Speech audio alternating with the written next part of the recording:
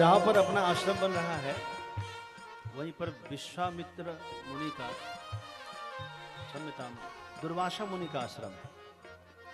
ये वही दुर्वासा मुनि जिनके जो भगवान श्री कृष्ण के गुरुदेव हैं, दुर्वासा मुनि। एक बार दुर्वासा मुनि को भोजन कराने के लिए समस्त गोपियां, यहां तक कि यशोदा मैया भी सुंदर सुंदर भोजन बना करके विश्वामित्र और उनके शिष्यों को, दुर्वासा मुनि और उनके शिष्यों को भोजन कराना है, यह सोच करके आ रही थी।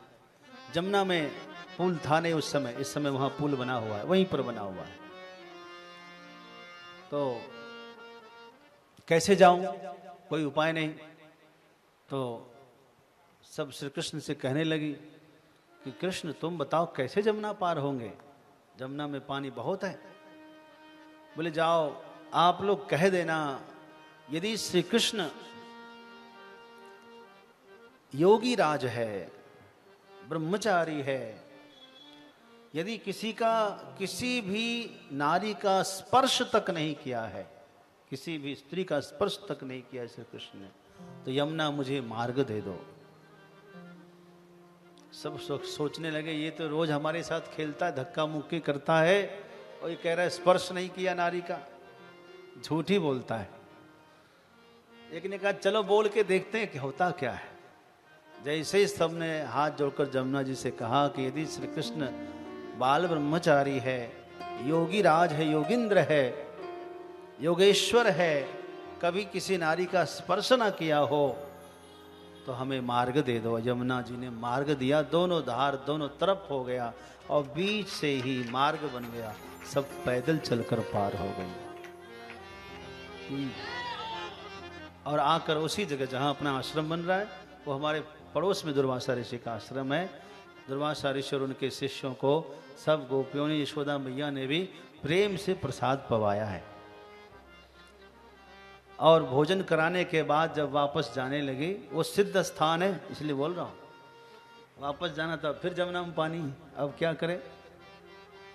तो लौट के फिर दुर्वासा मुनि के पास आए। बोले महाराज उधर से तो श्री कृष्ण के चमत्कार हो गया, हम लोग चले आए, अब इधर से क्या चमत्कार होगा, हम कैसे जाएंगे।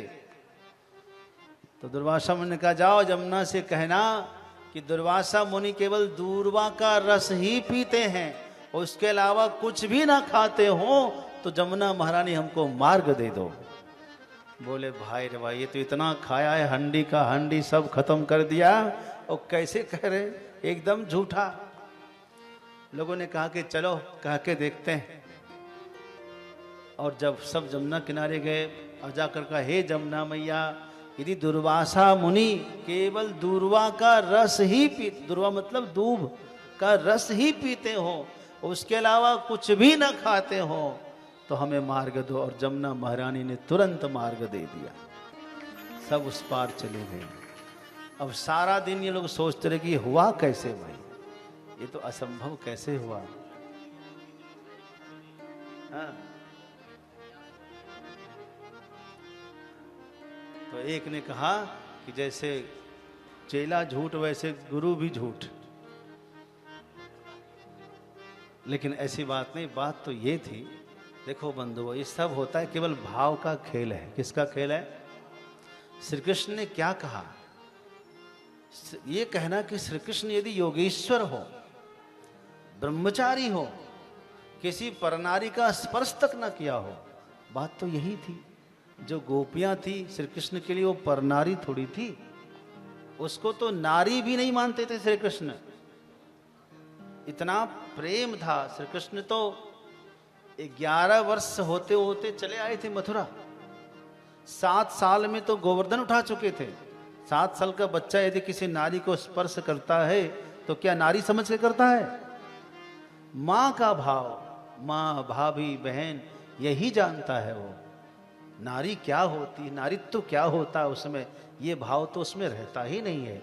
इसलिए बात तो सच थी, ब्रह्मचारी थे ही, ब्रह्मचारी थे, योगेश्वर भी थे, कभी किसी का नारी भाव से स्पर्श किया ही नहीं था।